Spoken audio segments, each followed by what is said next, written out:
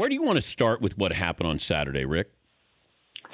The drubbing in Miami. That was a shocking development there. The turnover chain has become the envy of all. I mean, that was an unbelievable performance by that Miami defense.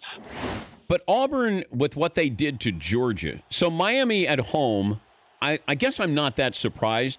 Auburn against Georgia, that surprised me a little bit more, believe it or not. And it looked like a physical mismatch. Yes. And we had come to believe that Georgia was the physical equivalent, maybe even of Alabama. Kirby Smart having recently toiled there, and yet Auburn looked that much more superior in the trenches. Yeah, that was a shocker too.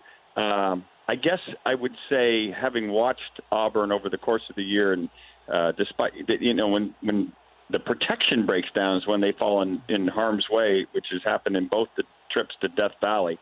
To me, it looked as if Georgia was a little worn out. I did the game the week before, Georgia against South Carolina, which was a physical game, and maybe it just it wore the Bulldog fronts down.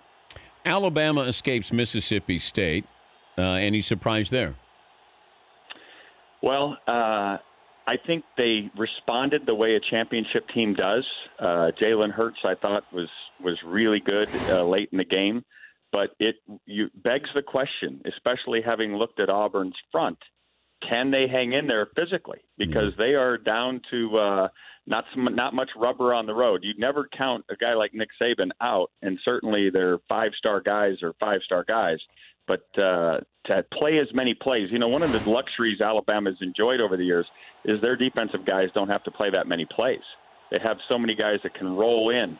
That's going to be more difficult in a trench warfare we're going to see in Jordan Hare in a couple weekends. That will be something to keep your eye on. For more Dan Patrick Show, tune to Audience Channel 239 on DirecTV or download the Dan Patrick Show app.